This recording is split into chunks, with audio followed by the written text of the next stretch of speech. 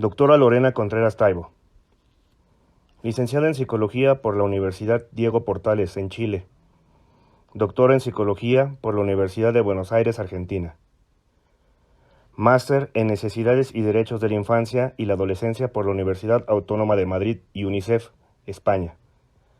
Diplomada en Métodos Cuantitativos para la Investigación Social por la Universidad Diego Portales y diplomada en Psicología Jurídica y Forense en la misma casa de estudios. Miembro fundadora de la Fundación Instituto Chileno para el Estudio de la Violencia, ISEP. Es integrante honoraria internacional por Chile de la Asociación Mexicana en Psicología Jurídica y Derecho Penal, AMPJ-IDP. Es coordinadora y coinvestigadora del Grupo de Psicología de la Red Multidisciplinar de Investigación Perspectiva Epistemológica Iberoamericana de la Justicia, coordinada por el Instituto Iberoamericano de La Haya para la Paz, los Derechos Humanos y la Justicia Internacional, con sede en Holanda, del año 2015 a la fecha. Por su destacada trayectoria profesional, ha sido elegida como uno de los 100 jóvenes líderes chilenos, otorgado por el diario El Mercurio, en conjunto con el Centro de Liderazgo Estratégico de la Universidad Adolfo Ibáñez. Ha recibido el reconocimiento del Colegio de Psicólogos de Chile, AG, con el Premio Nacional de la Especialidad de Psicología Jurídica y Forense, y el reconocimiento de la Sociedad Argentina de Victimología por su contribución al desarrollo de la victimología en Chile, entregado por la doctora Hilda Marchiori. Es docente e investigadora de la Facultad de Magíster en Psicología Jurídica y Forense de la Universidad Diego Portales. Ella nos presentará el tema Daño psíquico y espiritual en víctimas de abuso sexual eclesiástico. En primer lugar, me gustaría agradecer a la Asociación Mexicana en Psicología Jurídica y Derecho Penal, y particularmente a su directora, Vanessa Díaz Padilla, por esta invitación a participar de las primeras jornadas internacionales Psicología Forense y Testimonial en el Sistema de Justicia. Asimismo, quiero agradecer al Instituto de Ciencias Psicojurídicas y Sociales la posibilidad de estar con ustedes el día de hoy para compartir esta ponencia que se titula Daño psíquico y espiritual en víctimas de abuso sexual eclesiástico. Para comenzar, me gustaría partir recordando algunas definiciones importantes para la conceptualización del abuso sexual infantil. Hay autores clásicos como Kempe y Kempe, quienes nos dicen que el abuso sexual infantil, entendido no como tipo penal, sino como fenómeno psicosocial, es decir, contemplando cualquier tipo de delitos sexuales contra un niño, niña o adolescente, se entiende como la implicación de estos niños o adolescentes que son dependientes e inmaduros en lo que respecta a su desarrollo, en actividades sexuales quienes no pueden comprender plenamente y para las cuales no están habilitados para entregar un consentimiento válido, en acciones que también violan aquellos tabúes sociales o los roles familiares que han sido reconocidos para una determinada cultura. ¿Cómo se evidencia esta actividad sexual? Bueno, la Organización Mundial de la Salud en el año 1999 nos va a decir que se evidencia a través de actividad de naturaleza sexual que sucede entre un niño y un adulto, o también puede ser entre un niño y otro niño o adolescente, que por su edad o por su desarrollo establece una relación de responsabilidad, confianza o poder, estando la actividad destinada a la gratificación sexual o la satisfacción de aquellas necesidades de quien impone ese tipo de conducta. Bueno, el abuso sexual infantil constituye una problemática tristemente prevalente en las diferentes sociedades. Es muy frecuente que nos encontremos con este tipo de temáticas. para ver qué tan frecuente podemos acudir a metaanálisis, que son estudios de estudios que nos indican la frecuencia de aparición de este tipo de fenómenos.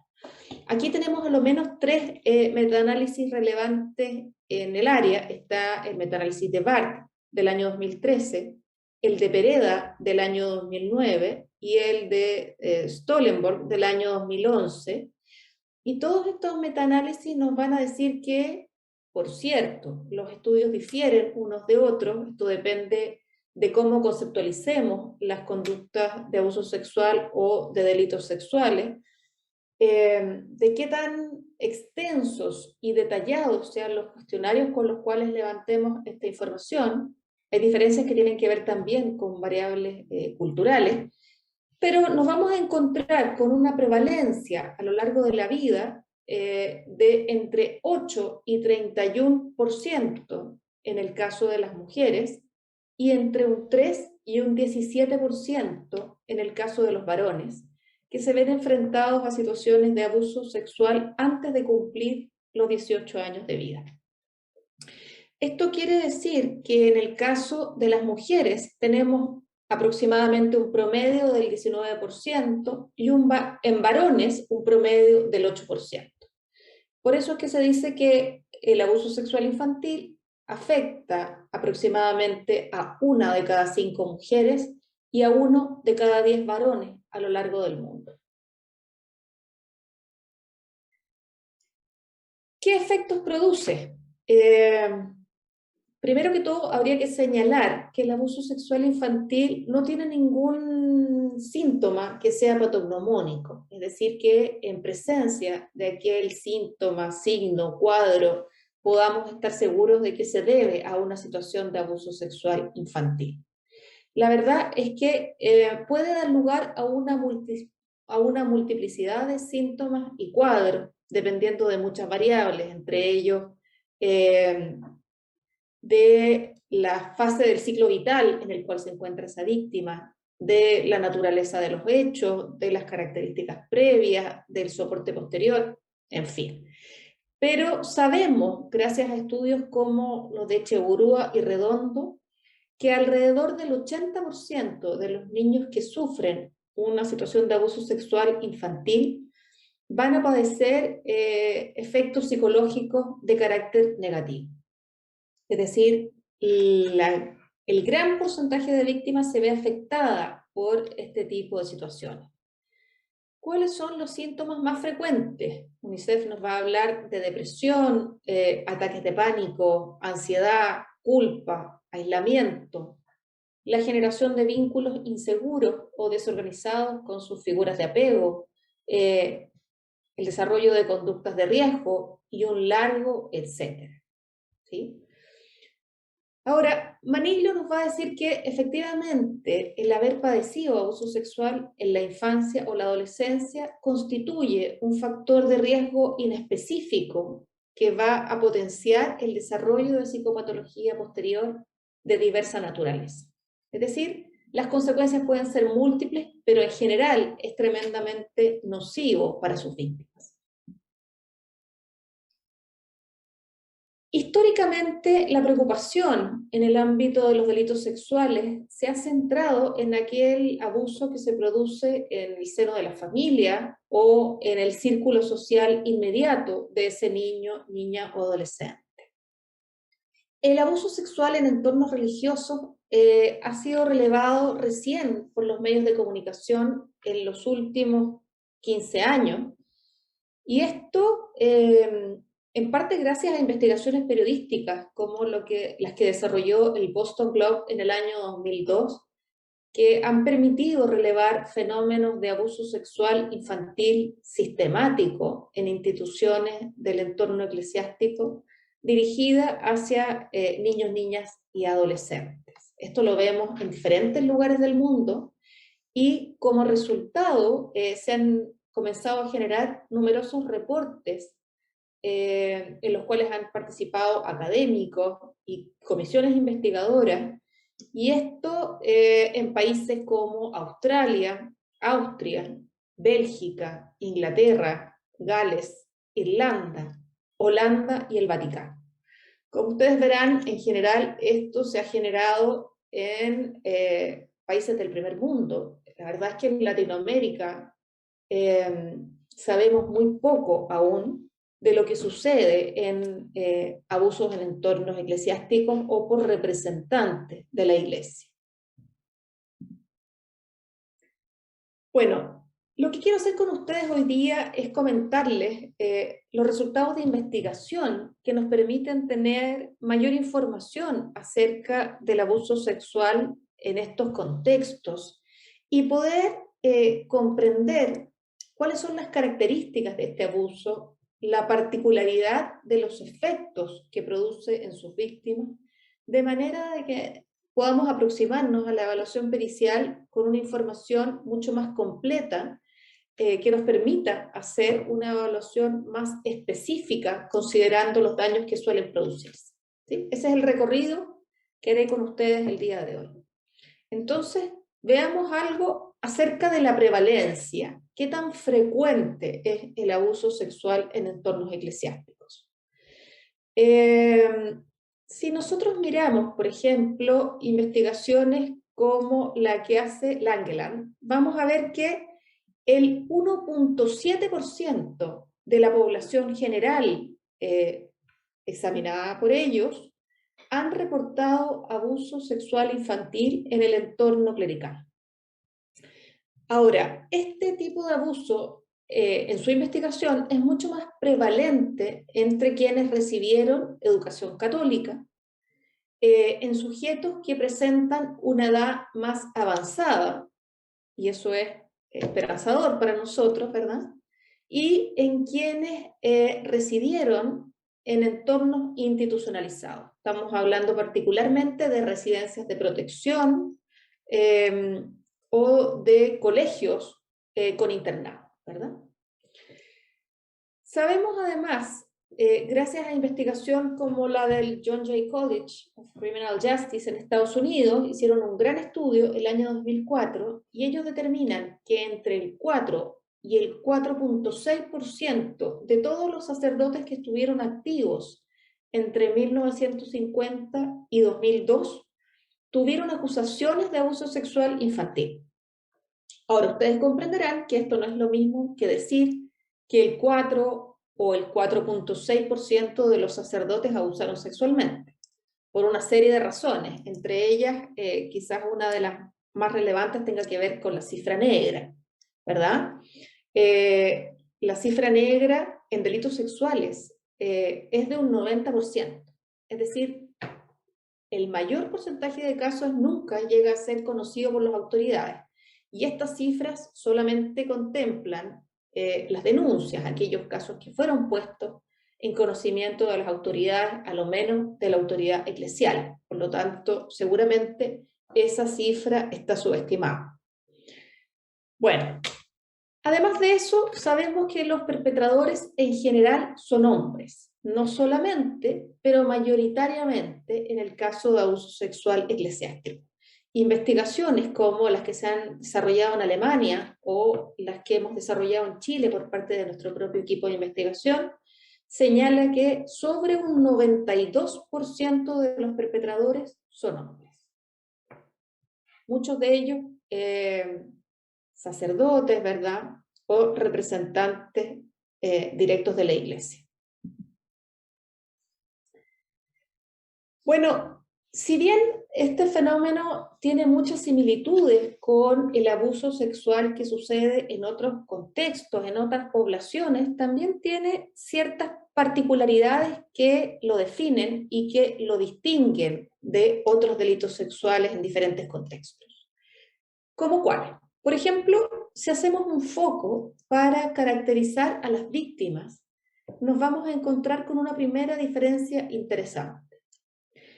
Si bien en población general el abuso infantil es mucho más frecuente en víctimas de sexo femenino, esta proporción se invierte cuando se trata de delitos sexuales en contextos de iglesia, donde hay una mayor prevalencia de víctimas varones. Ustedes pueden ver aquí que en población general la ratio, la relación entre varones y mujeres es un varón por cada 3 mujeres. En cambio, cuando nos vamos a abuso sexual eclesiástico, la proporción que tenemos son 4 varones por cada mujer. Hay algunos estudios que dicen que aún no conocemos toda la realidad del abuso sexual eclesiástico hacia mujeres y que esa proporción pudiese estar subestimada, pero esta es la información con la que contamos en la actualidad. Ahora, si cambia la distribución por sexo, también cambian las edades en que hay mayor riesgo para sus víctimas. ¿De qué manera? Cuando hablamos de abuso sexual en población general, nos vamos a encontrar con que hay 2 poblaciones fundamentalmente de riesgo. Por una parte, están los en preescolares. Esa es una edad de riesgo tanto para varones como para mujeres. Sin embargo, la curva de frecuencia para los varones empieza a disminuir progresiva y asintóticamente con el paso del tiempo. En cambio, las mujeres decrecen el riesgo para incrementarlo nuevamente en la pubertad. Es decir, la pubertad en delitos sexuales en población general solo es una edad de mayor riesgo para las mujeres. En cambio, cuando hablamos de abuso sexual en entornos eclesiásticos, se modifican los grupos de riesgo, pues son los adolescentes varones quienes enfrentan el mayor riesgo. Bien, vamos a ver ahora las características del abuso sexual en la iglesia. Lo que nos queda claro, producto de la investigación, es que la mayor parte de los delitos sexuales en entornos eclesiásticos incluyen contacto físico o penetración. Así vemos que el 80% de las víctimas en Estados Unidos, el 73,1% de las víctimas en el estudio alemán y el 85% de las víctimas en el caso chileno presentan algún delito sexual que incluye alta intrusividad, es decir, contacto físico o penetración. Ahora bien, la mayor parte de los abusos sexuales que reportan las víctimas son de carácter reiterado. Es decir, la experiencia de abuso sexual en estos entornos no suele ser una experiencia única, sino que suele reproducirse a repetición con todas las consecuencias que eso tiene sobre la salud mental y sobre el bienestar de las víctimas. ¿En qué lugares ocurren estos abusos sexuales? Nosotros sabemos que cerca del 82% ocurren en los propios contextos donde residen, ya sean los niños, niñas y adolescentes víctimas, o bien los representantes de la iglesia. Esto quiere decir que la mayor parte de ellos ocurre en internados, en orfanatos, en monasterios, en conventos, en los lugares en que residen. Mientras un menor porcentaje, el 14,4% de este tipo de hechos, se desarrollan en los lugares de culto, que son fundamentalmente las parroquias o la iglesia.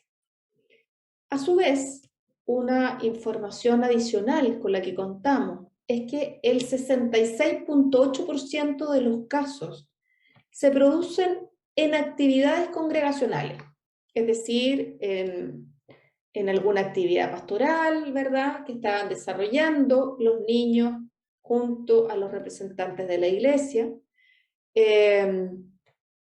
durante la comunión, la confesión, en cualquiera de estos espacios.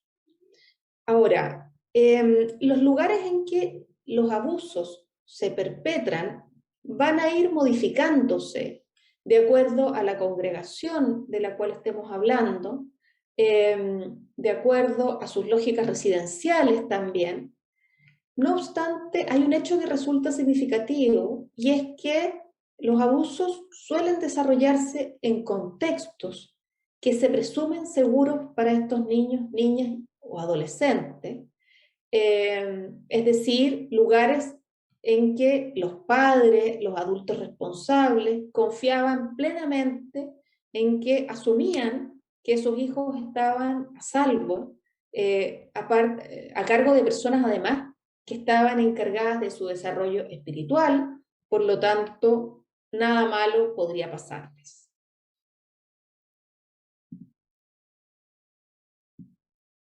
Bueno, ¿quiénes son estos perpetradores que se han visto involucrados en estas situaciones de abuso sexual eclesiástico?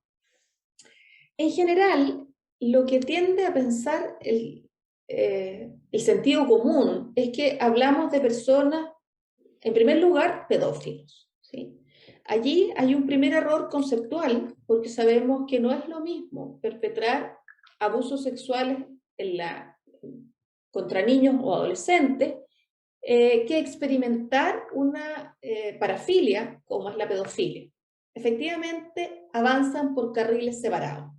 De hecho, la investigación de Terry demuestra que menos de un 5% de quienes incurrieron en abuso sexual en estos contextos presentan conductas que sean compatibles con pedofilia. ¿Qué queremos decir? La mayor parte de ellos no son pedófilos. Tampoco presentan psicopatología, trastornos psicopatológicos importantes que puedan explicar de alguna manera la perpetración de este tipo de crímenes. Tendemos a pensar que quienes abusan de los niños, sobre todo en estos contextos, ¿verdad?, deben ser personas profundamente alteradas, con una enfermedad mental muy importante. Pero la verdad es que la evidencia sistemáticamente desmiente esa teoría, tanto en perpetradores sexuales en población general como en este contexto particular. No tienen mayor prevalencia de desórdenes de personalidad, no tienen mayor presencia de trastornos del ánimo, depresivos, ansiosos, que otros sacerdotes. En general, la enfermedad mental no es una buena explicación para la perpetración del delito sexual, excepto, por supuesto, contadas excepciones. Bien, ¿cómo podemos explicar entonces una conducta tan grave como esta? Las investigaciones con las que contamos sí señalan que los sacerdotes acusados por abuso sexual presentan en su infancia mayor prevalencia de abuso sexual en contra de ellos mismos, ¿sí? O sea, han sido víctimas de delitos sexuales en su infancia y adolescencia, los propios representantes de la Iglesia quienes incurren en este tipo de conductas con una alta frecuencia. De hecho, Calkins nos va a decir que este es considerado el mayor factor de riesgo. Cuando un representante de la Iglesia ha tenido abuso sexual en su infancia, entonces el riesgo de que perpetre una conducta de este tipo es mayor. Asimismo, también constituye un factor de riesgo digno de tenerse en mente cuando aquel representante de la Iglesia tiene muy pocos vínculos estrechos, vínculos de intimidad con terceros. Esto también importa un riesgo para la perpetración de abusos sexuales contra niños, niñas y adolescentes. Bueno, algo más acerca del rol de los perpetradores. Sabemos que este es un delito sexual en cuya materialización juega un rol muy importante la función que cumple el perpetrador, porque esta función es en general utilizada para poder materializar el delito. Entonces, debemos considerar el rol social que se le asigna al religioso, porque esto le concede un enorme poder, un estatus social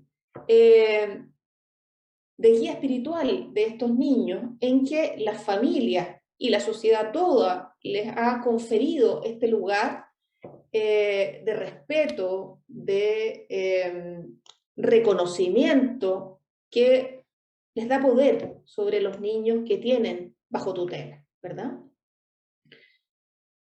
Bueno, hay un estudio muy interesante de Mafioletti, Sossman y Colignir del año 2014 que estudia a los perpetradores e identifica cuáles son las características que resultan más prevalentes en esta población. ¿Y qué es lo que señala? Que estos religiosos evaluados, en primer lugar, se caracterizan por una identidad que es difusa e inestable, inmadurez emocional, desconexión con sus afectos y su sexualidad, mostrando ciertas contradicciones y tensiones internas que son escasamente elaboradas. Y esto implica que aquellas fantasías y aquellos deseos se llevan a la conducta en lugar de reprimirse. Y esto busca satisfacer de alguna manera sus necesidades y sus carencias. ¿Cuáles son las estrategias de victimización que suelen emplearse en el abuso sexual en estos contextos? Bueno, esto lo sabemos a través de nuestra investigación. Hay un paper que está publicado en el año 2020 en población chilena y esta investigación señala que el 28.6% de los sobrevivientes de abuso sexual en contexto de iglesia reconoce en la perpetración del abuso la utilización de algún objeto, algún símbolo o alguna imagen religiosa. Entonces, los sobrevivientes hacen alusión a la utilización del cáliz, del altar, del crucifijo, del sagrario o el empleo de la oración a la hora de materializar los abusos. De hecho, el 71.4% considera que el abusador utilizó sus propias creencias religiosas para llevar a cabo estos abusos. ¿De qué manera? Por ejemplo, las víctimas hacen alusión a verbalizaciones que despliega el perpetrador en relación a Dios en el marco de las estrategias de victimización utilizadas, en las cuales se insinúa una aceptación divina. Por ejemplo, los perpetradores decían cosas como: Dios así lo quiere, Dios lo entiende, eres un elegido de Dios. Junto con esto se reportan otras verbalizaciones que culpabilizan a la propia víctima por el abuso sexual sufrido. Frases como: eres un pecador y Dios te perdona. Tienes que rezar porque me hiciste pecar, ¿verdad? Bueno, todas esas distorsiones cognitivas, además, que fueron transmitidas a la víctima con efectos muy nocivos para su salud mental. Dinámicas asociadas. Aquí hay dinámicas muy complejas que se despliegan a la hora de llevar adelante este tipo de delitos sexuales. Si nosotros le preguntamos a las víctimas, una de las cosas que llaman la atención es su percepción de la Iglesia como negadora y minimizadora de los abusos, lo cual ha tendido a generar culpa en las víctimas y también ha tendido a mantener la victimización oculta durante años o décadas. El silencio sostenido por años se relaciona además con una sensación de traición a la confianza religiosa. La duración media del contacto entre víctima y perpetrador asciende a 4.8 años, o sea, estamos hablando en la literatura internacional de 5 años de abuso, en que la víctima ha permanecido silenciada y atrapada en una relación traumática de la cual difícilmente ha podido escapar, con el enorme daño que eso conlleva para su equilibrio psíquico, ¿verdad?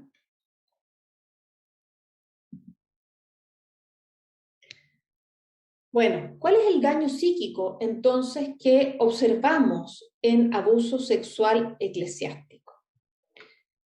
En la muestra alemana, en el estudio que hizo Rassenhofer, nosotros podemos ver que el 45% de las víctimas, es decir, prácticamente la mitad, refiere problemas psicosociales que se derivan de esta situación de abuso sexual eclesiástico. Sin embargo, en Chile, la verdad es que nuestras estadísticas son muy superiores. La cifra llega al 86%. Es decir, casi el 90% de las víctimas presenta indicadores de daño psíquico asociados a esta experiencia. Luego y Schuster han identificado la presencia particularmente de trastorno por estrés postraumático en cerca de la mitad de las víctimas de los adultos sobrevivientes en población australiana, lo cual es sin duda una barbaridad. Quiero mostrarles los resultados de la investigación en Chile, en muestra chilena. Ustedes veían que el estudio anterior era cerca del 50%, nosotros tenemos un 52% de víctimas cuya consecuencia es el trastorno por estrés postraumático. ¿Qué es lo que nosotros podemos concluir de todo el estudio que hemos hecho en Chile? Bueno, tras la experiencia de victimización sexual sufrida en el contexto eclesiástico, decíamos que el 86% de las víctimas reconocen la emergencia de consecuencias adversas de carácter psicológico. Si nosotros miramos cuáles son las manifestaciones más prevalentes, podemos decir que destacan los problemas internalizantes, aquellos que no son visibles por terceros, pero que afectan el bienestar, la salud de esa víctima y su desarrollo cotidiano. ¿Y qué tenemos aquí? Tenemos fundamentalmente trastornos depresivos, trastornos por estrés postraumático, trastornos ansiosos, crisis de pánico, trastornos obsesivo-compulsivos y el desarrollo de algún tipo de fobias. Eso es lo más frecuente, los trastornos de carácter internalizante. Ahora, menos frecuente, pero también observamos problemas de carácter externalizante. ¿Y qué tenemos allí? Abuso de sustancias como alcohol o droga.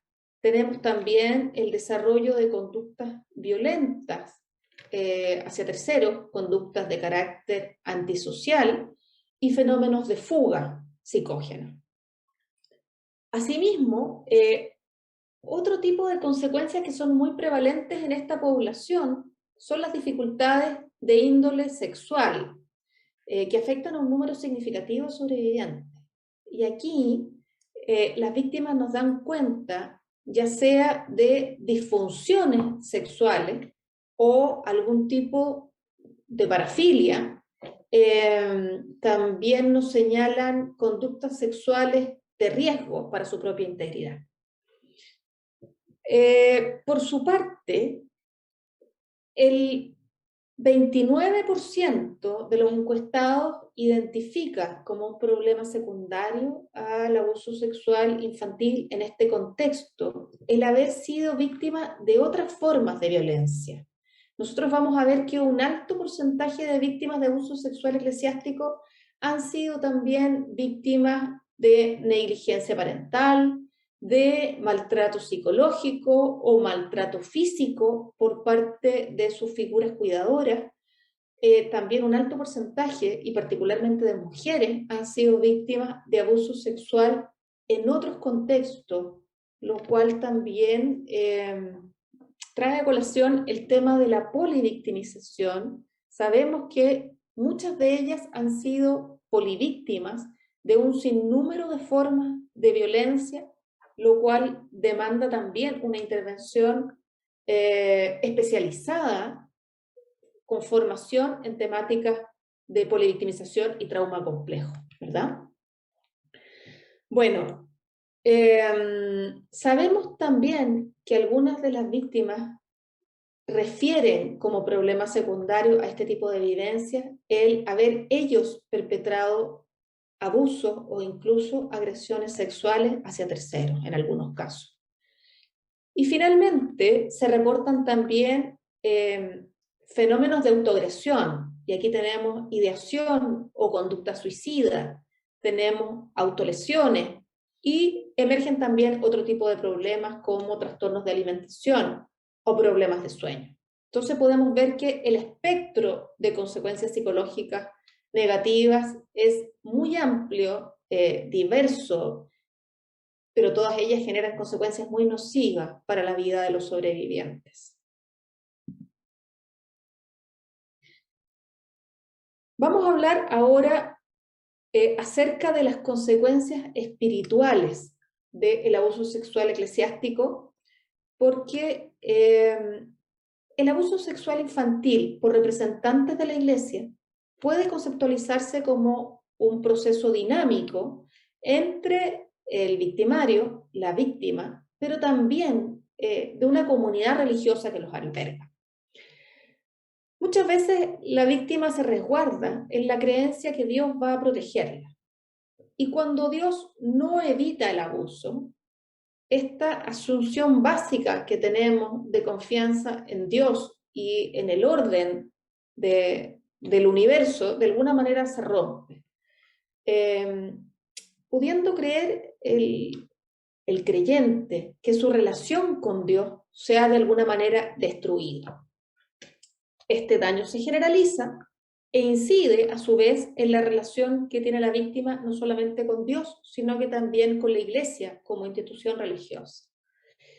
Y esto particularmente considerando que la propia Iglesia tiende a negar, minimizar y encubrir los abusos. Hemos sido testigos de cómo los abusadores sexuales, una vez que las situaciones de abuso se develan, son trasladados de iglesia, siguen ejerciendo sus labores ministeriales, ¿verdad? Pero en una nueva localidad donde nadie los conoce. Esto ha sucedido, la verdad, es que en muchos lugares del mundo, y lo que experimentan entonces las víctimas es una suerte de trauma por traición, produciendo una verdadera crisis espiritual que impregna toda su cosmovisión, la manera en que tienen de ver y de entender el mundo. Hay autores muy interesantes que han escrito acerca de esta crisis y este daño espiritual, y Pargaven aborda un tema muy relevante vinculado con el daño espiritual, que tiene que ver con las dinámicas de lo sagrado, señalando que entonces el abuso sexual en entornos eclesiásticos afecta esta dinámica de lo sagrado en sus diferentes dimensiones.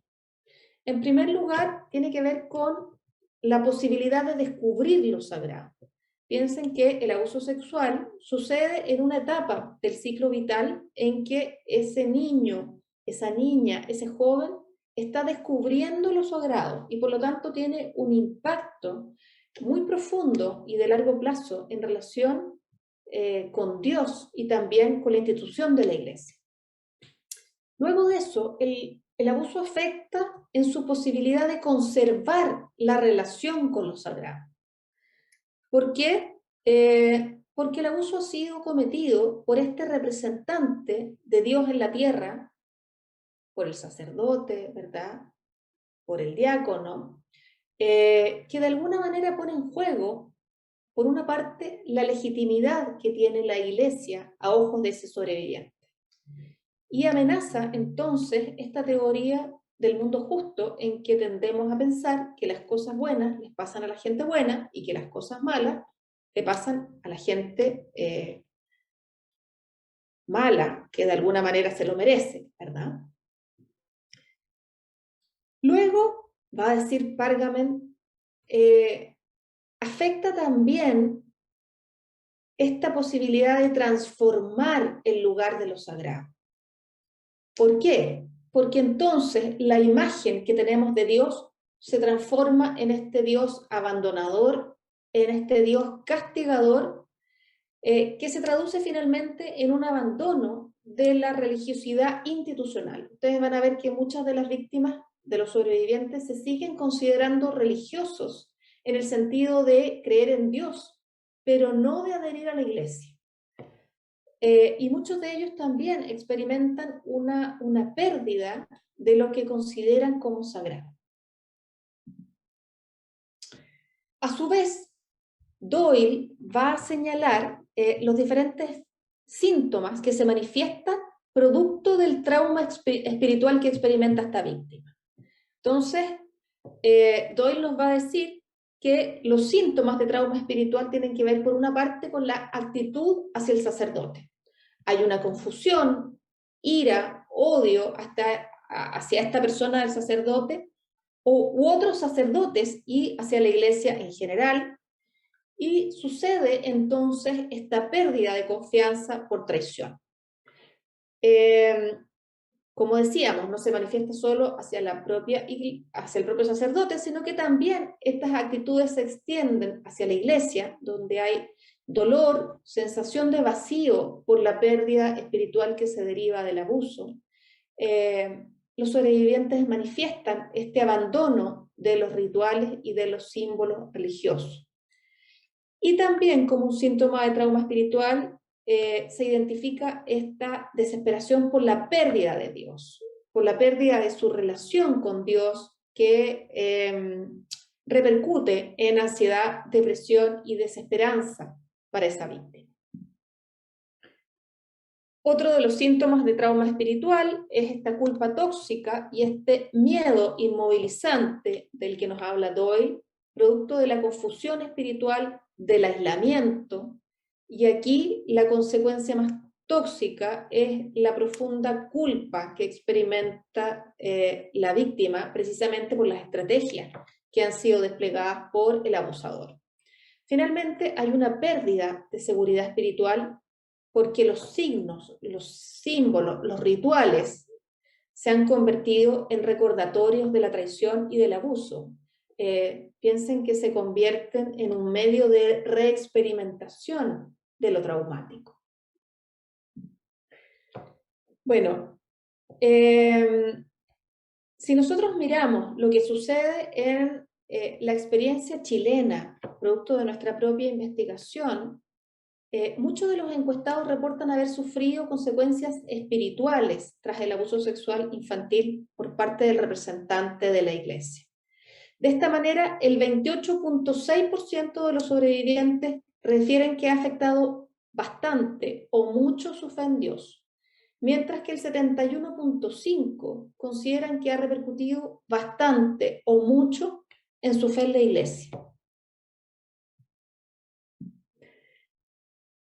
Bueno, en Chile indagamos en la naturaleza de este daño espiritual vivenciado por los encuestados y sus respuestas nos indican como aquellos aspectos de mayor impacto, tristeza, pena, desesperación, desesperanza, pérdida del sentido de la vida, pensamientos de muerte, bloqueo de paz mental producto de la rabia o el sentimiento que experimenta.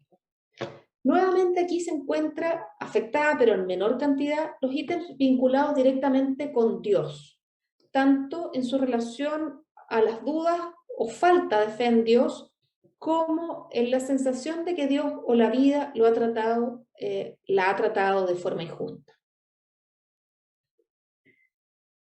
Bueno, para terminar, y antes que se me acabe el tiempo, algunas conclusiones, que son cosas que nos quedan dando vueltas y que nos parecen relevantes a la hora de pensar en nuestro trabajo forense con los sobrevivientes de abuso sexual en entornos eclesiásticos. En primer lugar, sabemos que la religión que la víctima profesa, sus símbolos, han sido utilizados frecuentemente por el perpetrador para cometer este tipo de abuso. Esta es una característica específica de esta forma de victimización que puede conducir a un profundo daño espiritual. Por lo tanto, la evaluación pericial psicológica pero también la víctima asistencia, la intervención con los sobrevivientes de abuso sexual eclesiástico debe tomar estos factores en consideración y contar con equipos especializados que deben integrar de alguna manera la dimensión del daño espiritual que se deriva de aquellos abusos sexuales que ocurren en entornos eclesiásticos. Pensemos que han sido ejercidos justamente por guías espirituales, por representantes de Dios en la tierra. Por lo tanto, si no consideramos la dimensión de daño espiritual junto con el daño psíquico, con el daño físico, con todas las otras dimensiones que adquiere el daño en este tipo de abuso, podemos introducir un abordaje que sea no solamente sesgado, sino que imposibilite capturar eh, la, los múltiples factores que se asocian al daño en abuso sexual infantil por representantes de la Iglesia o en contexto eclesiástico. Con esto termino. Muchas gracias por la oportunidad de estar el día de hoy con ustedes y quedo a su disposición por cualquier duda, inquietud que puedan tener. Muchas gracias.